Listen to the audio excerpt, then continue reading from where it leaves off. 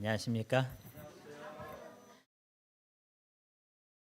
여러분들은 못 보셨겠지만 저희 앞에 있다 보니까 교원님들 둘러볼 수가 있는데, 현세훈 우리 청년이 저 앞에서 제가 사진기 있었으면 찍어줬을 건데 사진기를 안 갖고 있다 보니까 다 이렇게 폼을 취하면서 안 찍는 것처럼 자신의 여자친구의 그 찬양하는 모습을 찍어주는데, 얼마나 이뻐 보이는지. 또 우리 찬양을 통해서 이렇게 청년들이 하나님께 찬양하는 사람들이 있으니 참 행복한 교회다, 이렇게 생각했습니다. 요즘 젊은이들이 주님의 이 복음 안에 머물고 있다는 그 자체만으로도 참 감사한 일인 것 같아요, 요즘에는. 근데 또 저렇게 주님을 찬양하는 모습으로 나오니까 참 행복하고 복된 안식일을 더 경험하는 것 같습니다. 볼륨을 좀 많이 올려주셔야 될 것 같아요. 거의 지금 소리가 너무 작아서. 오늘 제목은요, 하나님은 그보다 더 많은 것을 주십니다 라는 제목으로 말씀을 좀 전하도록 하겠습니다. 오늘은 아마샤에 대한 이야기입니다. 남방유당 9대 왕입니다.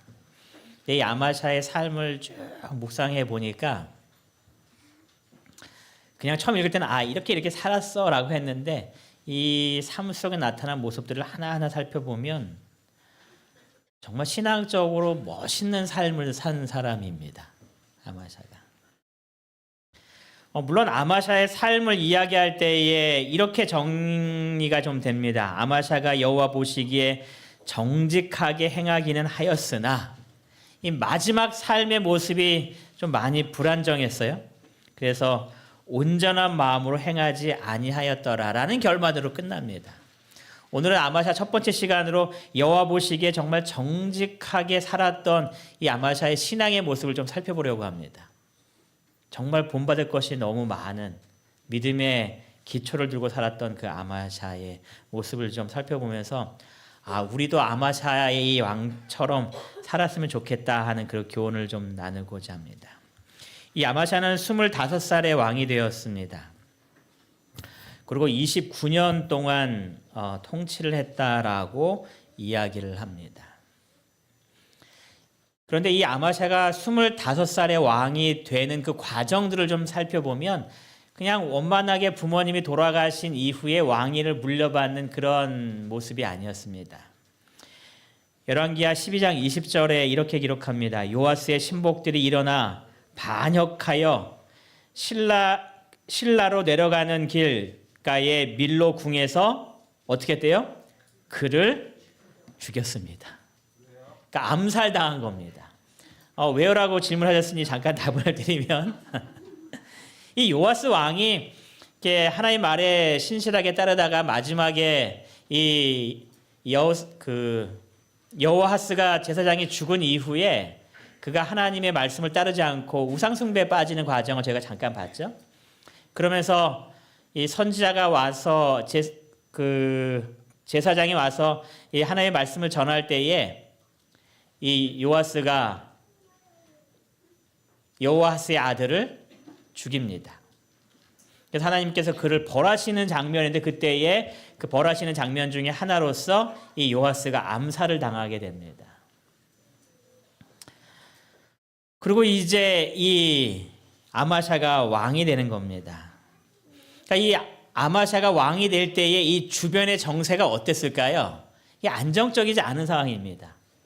이 아버지는 우상 숭배에 빠져서 나라가 다 이렇게 황폐되었고, 이 불안한 가운데서 아버지는 암살당했고, 그런 가운데에 이 아마샤가 왕이 된 겁니다. 내외적으로 모든 것이 불안할 때 왕이 되었기 때문에 역대하 25장 3절은 그의 그 초기의 모습과 그 다음 모습을 이렇게 기록합니다.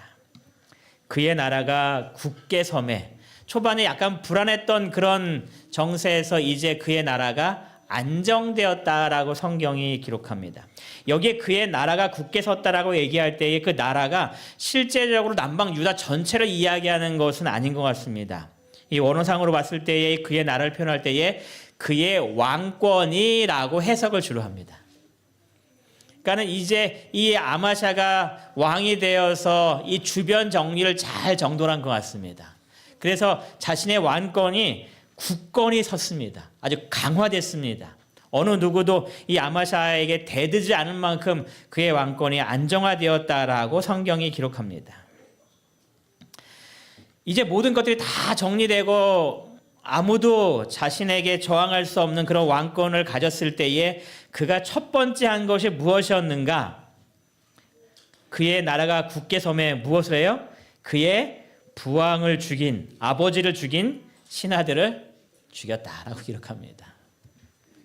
뭐 어떻게 보면은 당연히 그럴 수 있다라는 그런 모습이 드는 그런 일들이 이제 벌어지는 겁니다. 그런데 이 모습을 기록하면서 성경은 이 아마샤가 얼마나 믿음의 사람이었는지를 기록합니다. 여러분, 내 아버지를 죽인 자입니다. 아버지와 이 아들의 관계가 좀 나빴으면 이렇게 하고 넘어가겠지만 이 아버지와 아들의 관계가 나쁜 이 관계가 아니었습니다. 제가 사랑하는 아버지가 암살을 당했습니다. 이제 자기의 왕권이 강화됐습니다. 이제 그들을 이렇게 멸하려고 합니다. 어디까지 죽이면 될까요? 옛날에 우리 나라를 얘기하면은 몇 족을 멸해요?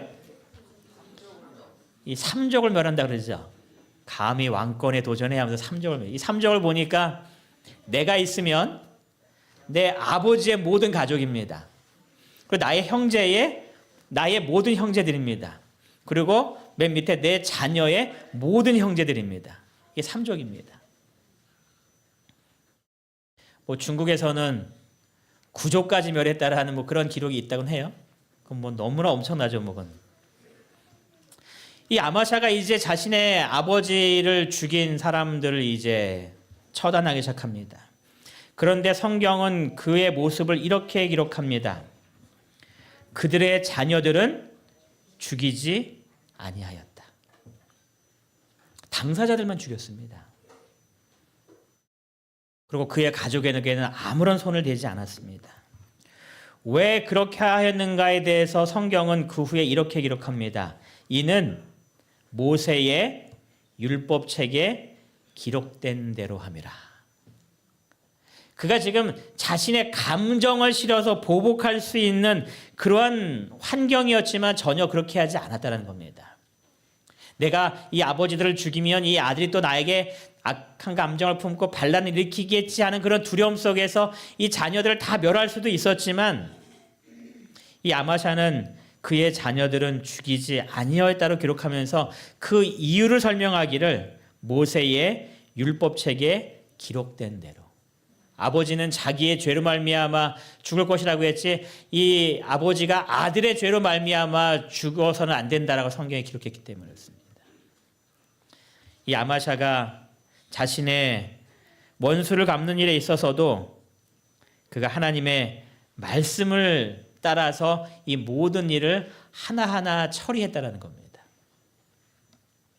그래서 이 아마샤는 자신의 모든 행동의 어떤 기준을 삼을 때에 그 삶의 기준이 뭐였냐면은 모세의 율법에 기록된 대로라는 것이었다는 겁니다. 그가 자신의 좋은 감정과 나쁜 감정 사이에서 휘둘리면서 일을 한 것이 아니라 모든 일을 처리할 때마다 하나님의 이 율법에 도대체 우리에게 뭐라고 말씀하셨는지를 살펴보면서 그 말씀하신 대로 그가 그 일들을 행하였다라고 이 아마샤에 대해서 기록하는 겁니다. 여러분, 우리에게 기록하면 우리는 어떻게 하면 될까요? 아마샤는 그 당시에 갖고 있는 성경책이 뭐였습니까? 모세의 율법이었잖아요. 그렇죠? 그래서 모세의 율법책에 기록된 대로 합니다라고 이야기합니다. 그럼 우리들에게 기록할 때는 뭐라고 기록해요? 성경책에 기록된 대로 합니다. 여러분, 이것이 우리의 삶의 모토가 되면 참 좋겠습니다.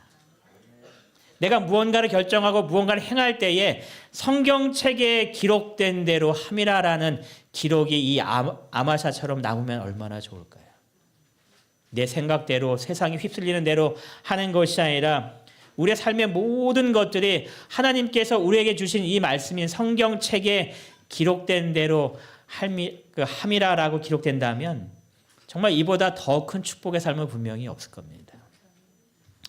주님께서 우리에게 말씀하시기를 항상 기뻐하라고 말씀하셨으니 우리가 기뻐할 수 있는 조건을 불행한 가운데서도 찾는 그러한 삶.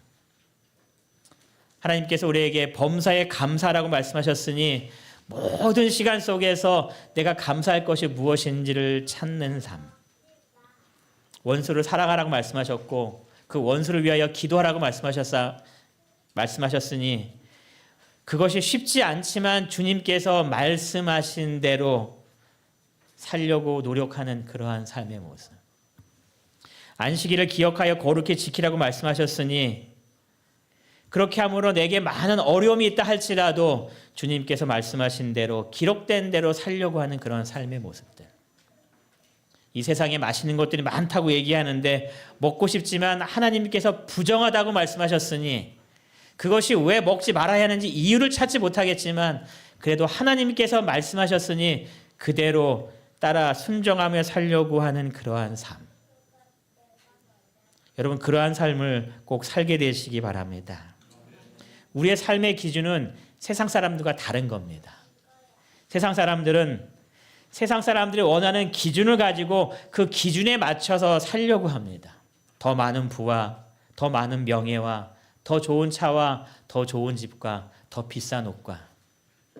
하지만 그리스도인의 모든 삶은 성경책에 기록된 대로 살려고 하는 그런 가치관을 가지고 사는 사람들이라는 것을 꼭 기억하셔서 이 말씀대로 우리의 삶의 모습이 성경책에 기록된 대로 사시는 우리 모든 성도들 되시기를 간절히 바랍니다. 여러분 아마샤가 이렇게 살았으니 나라가 굉장히 안정이 되었겠죠. 모든 것들을 하나님의 말씀의 원칙에 두고 살았으니 모든 백성이 그를 따라 순종하기에 전혀 주저하지 않았을 겁니다. 이제 나라가 안정됐습니다. 내외적으로 이 아마샤의 왕권에 대해서 모든 것들이 다 만족하는 가운데 유다 백성들이 아마샤를 따르고 있습니다. 이제 나라가 안정되니 이 아마샤가 자신의 시선을 이제 외부로 돌리면서 그가 하려고 했던 것이 에돔 정벌이었습니다. 원래 다윗 때 이 에돔을 정벌해서 이 속국이었기 때문에 이 에돔은 거의 유다에 소속된 그런 나라였는데 이 여호사밧 이후에 여호람 때부터 막 이렇게 하나님을 떠나가는 가운데 이 에돔이 독립합니다. 그래서 이 아마샤 때에 다시 정벌하겠다라는 마음을 품고서 이제 군사를 모았습니다. 몇 명이 모였냐면 성경에 기록하기를 30만 명이 모였다라고 기록합니다. 이 30만 명이 모인 이 군사를 이 역대의 왕들을 통해서 비교하면 이렇습니다. 르호보암 때에 나라가 이렇게 축소되면서 모였던 사람이 18만이었습니다. 그런데 이제 이 하나하나 나라가 안정되면서 아비야 때는 40만이 되었습니다. 아사 왕 때는 58만이 되었고 여호사밧 왕 때는 116만 명이 이 군사로 모였었습니다. 근데 아마사가 다 불러 모으니까 몇 명이에요? 30만 명. 그러니까 나라가 엄청 연약해진 거죠. 군사가 별로 없는 겁니다. 아마샤의 생각에 이 군사를 가지고 에돔을 정벌하는 것은 좀 부족해 보였는가 싶습니다. 그래서 이 아마샤가 이 에돔을 정벌하기 위해서 방법을 찾았는데 그 방법이 무엇인가? 역대하 25장 6절에 보니까 이렇게 기록을 해요. 또 은 100달란트로 이스라엘 나라에서 큰 용사 10만 명을 고용하였다라고 기록합니다. 용병을 이렇게 한 거죠. 그래서 이 용병을 통하여서 이제 이 에돔을 치려고 합니다. 이스라엘에서 큰 용사라고 표현했기 때문에 이 사람은 대충 모은 것이 아니라 정말 아주 특출난 그런 능력을 가진 사람들을 이렇게 다 이렇게 불러 모은 겁니다. 그래서 이제 에돔을 정벌하기 위하여 나가려고 합니다. 그런데 그때에 하나님의 사람이 이 아마샤에게 와서 한 가지 이야기를 합니다. 다 같이 역대하 25장 7절에 있는 말씀을 좀 같이 보시겠습니다.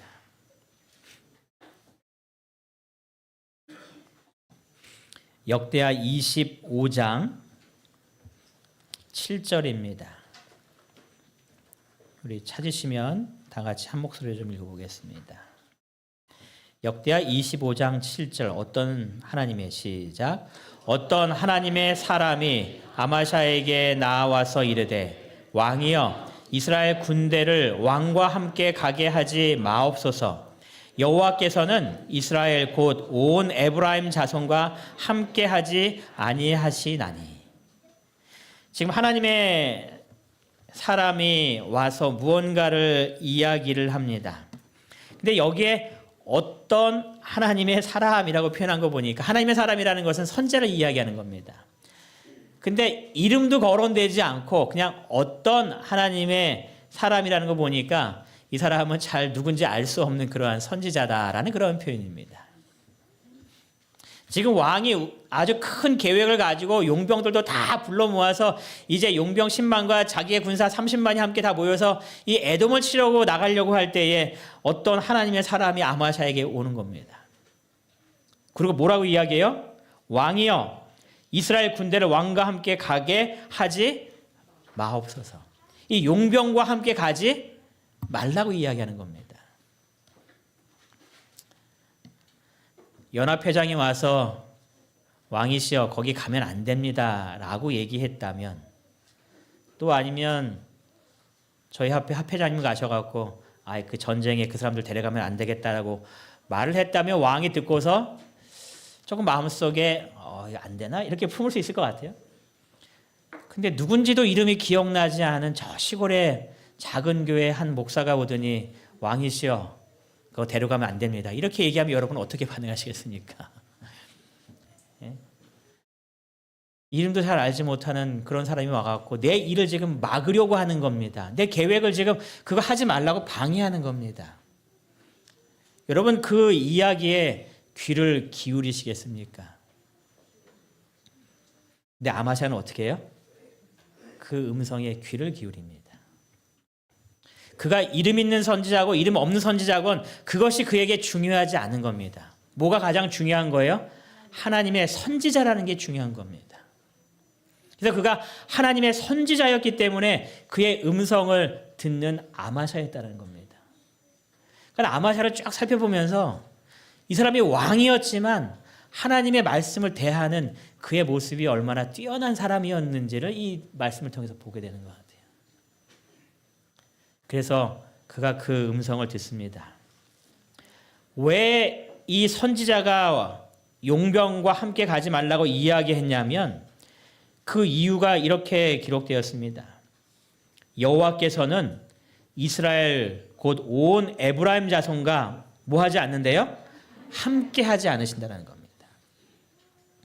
하나님께서 그들과 함께 하지 않으십니다. 그러니 그들을 데려가면 이 전쟁은 패배할 수밖에 없습니다라고 하나님의 이 선지자가 기별을 전하는 겁니다. 하나님과 함께 하지 않는 사람들입니다. 그러니 하나님께서 이 전쟁에 하나님의 능력을 당신에게 베풀어 주시지 않는다라는 겁니다.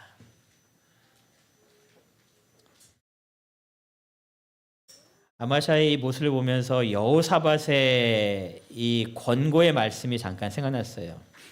여러분이 아마 이 말씀 다 기억하실 겁니다. 다 같이 한번 읽어보겠습니다. 시작. 너희 하나님 여호와를 신뢰하라. 그리하면 견고히 서리라. 그의 선지자들을 신뢰하라. 그리하면 형통하리라. 이 여호사밧의 권고의 말을 이 아마샤가 받아들입니다. 그의 선지자들을 뭐 하는 거예요? 신뢰하는 겁니다. 전혀 누군지 알 수 없는 그 하나님의 사람이었지만 그가 하나님께서 말씀하신 것들을 전할 때에, 근데 여러분 제가 이거를 찾아보려고 예언의 신도 다 찾아보고 성경책 다 찾아보고 주석도 다 찾아봤는데 아마샤에게 전한 이 기별은 하나님께로부터 직접 온 기별이 아닙니다. 하나님께서 말씀하셨다면 더 권위 있는 말씀이겠죠. 근데 아마샤는 그 역대의 기록들을 통하여서 하나님과 함께하지 않는 사람들과 행했을 때에 일어났던 일들을 그가 알고 있었기 때문에 왕이 이런 일을 하게 되면 하나님께서 함께 하시지 않는 사람들이기 때문에 왕에게 큰 어려움이 있을 겁니다 하고 그가 알고 있는 기별을 그가 전하는 겁니다. 그의 선지자들을 신뢰하는 아마샤의 모습입니다. 신뢰했으니 어떤 일이 벌어질 수밖에 없어요? 형통하는 일이 벌어질 수밖에 없습니다. 여러분, 하나님께서 함께하지 않으신다고 이 하는 이 말을 우리가 정말 잘 생각해 보실 필요성이 있습니다. 여러분, 하나님께서 내게 함께하심이 내게 복일까요? 내가 복이죠. 근데 하나님께서 함께하지 않으신다면 그 일은 결코 우리가 해서는 안 되는 일인 겁니다. 제가 제일 좋아하는 그림이라고 말씀을 좀 드렸었죠. 여러분, 다윗이 이렇게 담대하게 나갈 수 있었던 가장 큰 이유는 뭐예요? 여호와께서 나와 함께 하시기 때문인 겁니다. 그러니 나보다 더 크고 나보다 더 많고 나보다 더 능력이 뛰어난 그 누군가가 있다 할지라도 그가 결코 내게 두려움이 되지 않는 겁니다. 근데 내가 많은 것들을 준비했다 할지라도 여호와께서 함께 하시지 않는다면 그것은 어려움에 빠질 수 있는 일이라는 것을 우리가 꼭 기억해야 될 필요성이 있는 겁니다. 여러분, 성경의 많은 사건들을 찾아보면 여호와께서 함께하는 것이 얼마나 큰 복인지를 발견하게 되는데요. 성경에 아브라함 때에 흉년이 아주 크게 있었다라고 기록을 합니다. 아브라함이 하나님의 음성을 듣고서 이 가나안 땅에 도착했을 때에 그곳에서 처음 큰 흉년을 맞이합니다. 그래서 그가 어디로 흉년을 피했는가? 애굽으로 흉년을 피해서 갑니다. 그런데 지금 이 성경절은 아브라함에 대한 이야기가 아니라 이삭에 대한 이야기입니다. 그러면서 아버지 때에 큰 흉년이 있었는데 그 땅에 또 큰 흉년이 들었다는 겁니다. 이삭 때에 아주 엄청난 그 흉년이 왔습니다.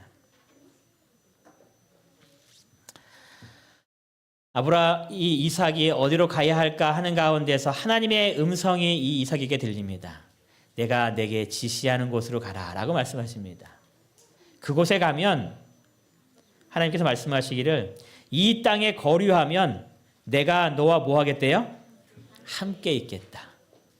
지금 흉년 때문에 흉년을 피해서 어디론가 가야 하는데 하나님께서 말씀하시기를 너 애굽으로 내려가지 말고 내가 내게 명할 곳이 있는데 그곳에 가서 이 흉년을 피해라라고 말씀하시면서 그곳에 가면 내가 너와 함께 있을 거야. 그 말은 그가 애굽으로 가면 하나님께서 그와 함께 하지 않으신다는 이야기입니다.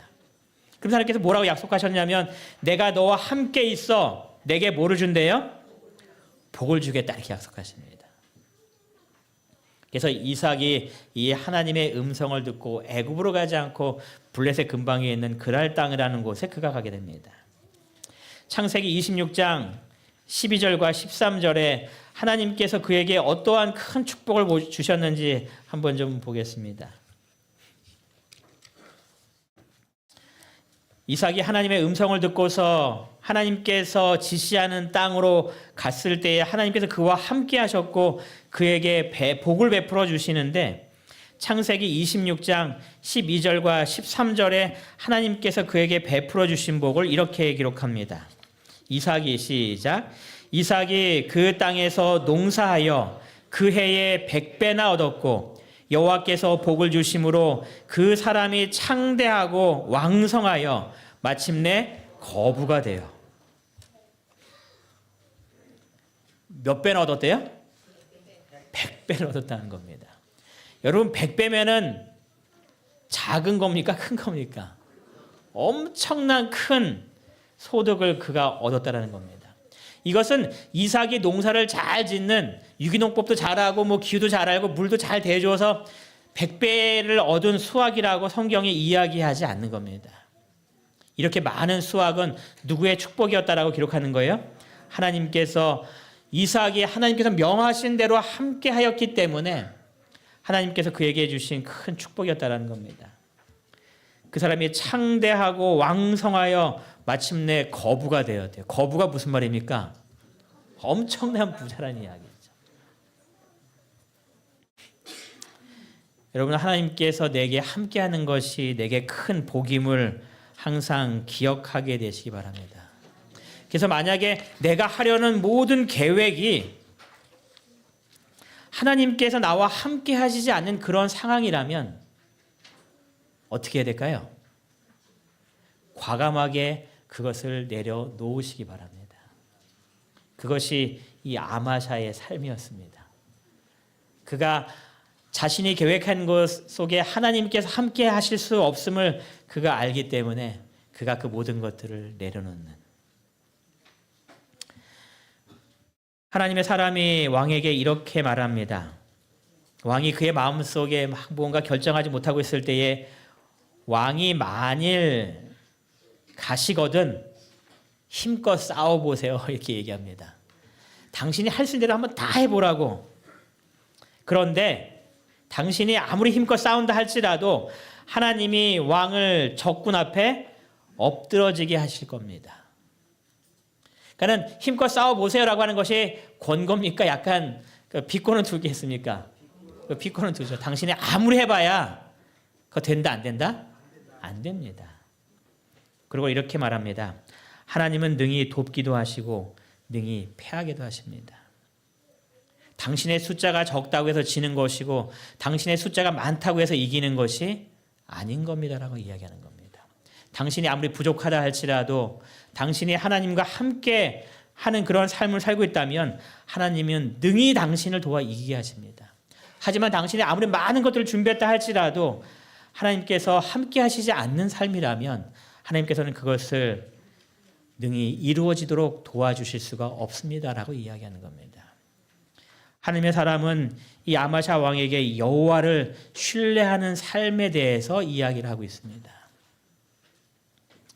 하나님 없이 나아가는 것이 얼마나 어리석은 건지, 그가 지금 용병을 의지하여서 이 싸움을 하려고 했을 때에 인간을 의지하는 것이 얼마나 도움이 되지 않고 어리석은 일인지를 그가 지금 가르쳐주고 있는 겁니다. 근데 갑자기 이런 생각을 좀 하나 좀 해봤어요.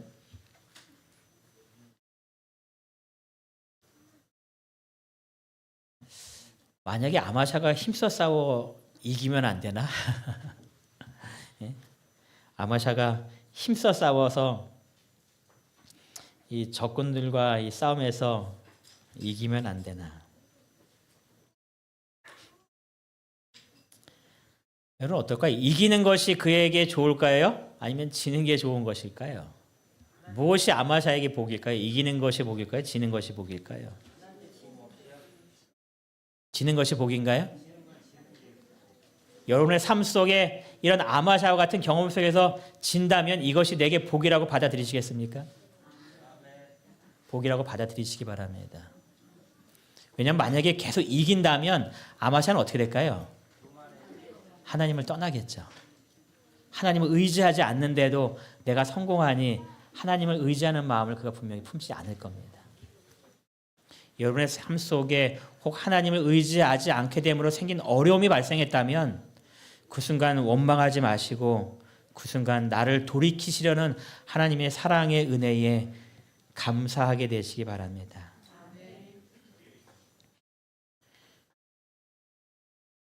이 아마샤가 이 하나님의 사람의 이야기를 다 듣습니다. 그런데 마음속에 한탄의 말을 합니다. 아마샤가 하나님의 사람에게 이르되 내가 100달란트를 이스라엘 군대에 주었으니 어찌할까? 예? 이게 환불이라도 되면 참 좋을 텐데 나 이거 안 쓸 테니 당신 얼마 갖고 한 80%라도 환불을 좀 해서 하고 받을 수 있다면 얼마든지 그래 하고 할 수 있을 텐데 여러분 환불이 돼야 안 돼요? 계약서에 써 있는 겁니다. 이거 환불 안 됩니다. 써 있는 겁니다. 이스라엘 왕이 돌려주겠습니까? 돈 환불 안 되죠. 병사 10만 명 사라지죠. 이 아마샤의 마음속에 이렇게 안타까움이 분명히 생길 수 있는 마음입니다. 야, 이게 얼마나 큰 손해입니까? 내가 얼마나 공을 많이 들였는데. 그래서 마음속에 든 생각이 뭐냐면 이번 한 번만 눈을 꼭 감아주시면 참 좋을 것 같은데 내가 다음부터는 안 하겠으니 하나님 이번만 눈 한 번만 꼭 감아주시면 내가 요거까지만 하고 다음부터 잘할게. 여러분 이렇게 기도하실 때 있나요? 이번만 좀 눈 감아주시고 요번까지만 좀 도와주시고 이번까지만 내가 못 지켜도 봐주시고. 근데 여러분 아마샤는 이 순간에서도 하나님의 말씀에 순종했다는 겁니다. 그러니까 아마샤를 가만히 생각해 보니까 야 정말 믿음으로 끝까지 갈 수 있는 왕이었구나. 그 모습을 좀 보게 돼요. 물론 마지막 때의 모습은 좀 안타깝긴 했지만 여러분 은 100달란트가 얼마인지 한번 좀 계산해 볼게요.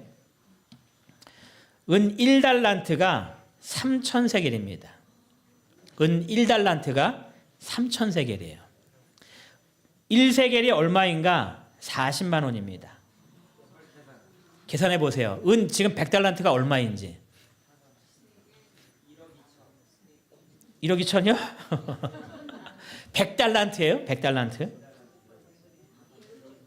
예? 예, 얼마예요? 그래서 3, 4, 12는 나왔잖아요. 1,200억입니다. 1,200억이에요. 지금 아마샤가 얼마를 지금 포기하는 거예요? 1,200억입니다. 여러분 이 금액이 작은 금액이 아니에요. 여러분이 환불 안 되니까 그래 포기하겠습니다. 내가 하나님 말씀 따라가겠습니다. 했을 때 이 포기하는 금액이 1,200억이라는 이야기입니다. 여러분 쉬운 포기입니까? 쉬운 포기가 아니었다는 겁니다. 아마샤가 이 모든 것들을 다 내려놓을 때에 결코 그것이 작은 일이 아니었다는 겁니다. 그럼에도 불구하고 이 아마샤는 이 모든 것들을 다 내려놓습니다. 다 같이 역대하 25장 9절에 이 하나님의 사람이 말한 이 말씀 같이 읽겠습니다. 시작. 하나님의 사람이 말하되 여호와께서 능히 이보다 많은 것을 왕에게 주실 수 있나이다. 여러분 이 말씀을 꼭 기억하게 되시기 바랍니다. 내가 지금 엄청난 것을 포기해야 되는 그런 상황입니다. 그때에 하나님의 사람의 하신 말씀 여호와께서 능히 이보다 많은 것을 왕에게 주실 수 있나이다. 여러분 하나님께서 나에게 그만큼 더 많은 것들을 주실 수 있는 분이실까요? 여러분 굳건하게 믿게 되시기 바랍니다. 그래서 하나님의 말씀에 순종함으로 말미암아 내가 포기할 수밖에 없는 그러한 일이 엄청나게 크다 할지라도 하나님께서 더 많은 것을 내게 주실 수 있음을 기억하셔서 말씀에 기록된 대로 순종할 수 있는 우리 믿음의 식구들 되시기를 간절히 바랍니다. 아마샤가 그런 결정을 한 겁니다. 그가 하나님의 말씀대로 순종하려고 노력했고 지금 이 삶의 방향이 하나님께서 자신과 함께 할 수 없는 삶의 방향이라는 것을 그가 깨달은 순간 그는 자신에게 엄청나게 큰 손실이 눈앞에 보였지만 하나님께서 내게 더 많은 것을 주실 수 있다는 그 믿음으로 이 모든 것들을 과감히 포기하고 전쟁터로 나갑니다. 이겼을까요? 이기고 그가 돌아옵니다. 여러분은 우리의 삶 속에서도 이 아마샤와 같은 그러한 판단의 순간이 결정의 순간이 올 때가 여러 번 있을 겁니다. 아까 신선미 지휘자님의 그 이야기를 들으면서 그 생각을 좀 했어요. 야 저분이 저렇게 밑밥을 잘 깔아놓으니 이렇게 말씀할 때에 교우님들이 잘 더 이해하시겠다. 여러분 신선미 지휘자가 유학하면서 뿌린 돈은 아니죠. 배우 그 투자한 돈이 꽤 크더라고요. 제가 정확하게 알지 못하지만 비스무리하게 얼마인지는 대충 들었습니다. 여러분 그렇게 많은 돈을 사용하고 나서 이 한국에 와서 그 돈을 다 회수하기 위해서 얼마나 많은 일들을 해야 될까요?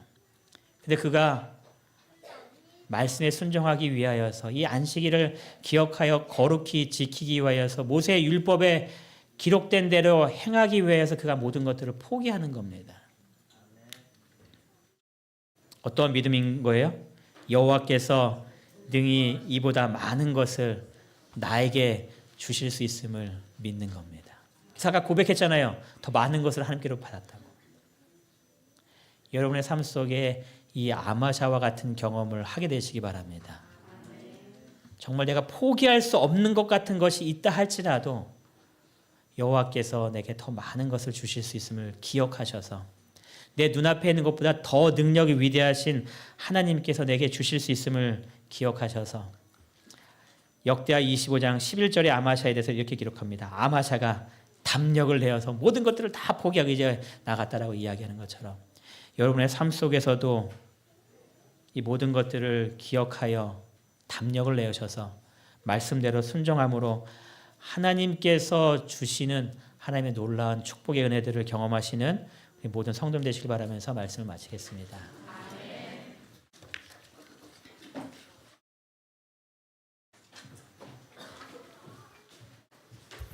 예, 우리 다 함께 일어나셔서 마치는 찬미 473장 다 함께 찬미하십니다.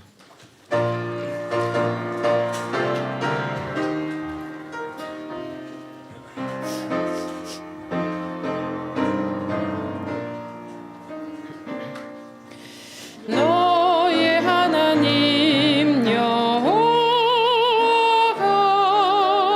너의 가운데 계시니 그는 구원을 베푸실 전능자시라.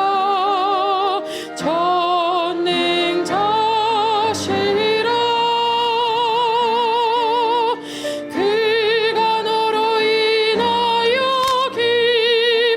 기쁨을 이기지 못하시며 너를 잠잠히 사랑하시며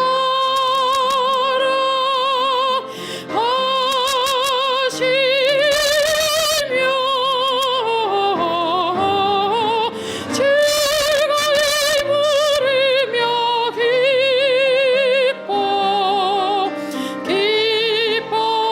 기뻐하시리라. 즐거이 부르며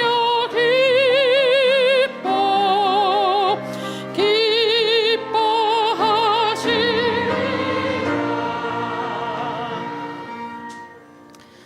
저희를 사랑하신 하나님 아버지 아마샤 왕이 살았던 생애처럼 우리도 하나님의 말씀에 기록된 대로 모든 것 다 하나님께 맡기고 순종하며 사는 주님의 백성 될 수 있도록 믿음과 능력 더하여 주시옵소서. 저희를 사랑하시는 예수님의 이름으로 기도드리옵나이다. 아멘.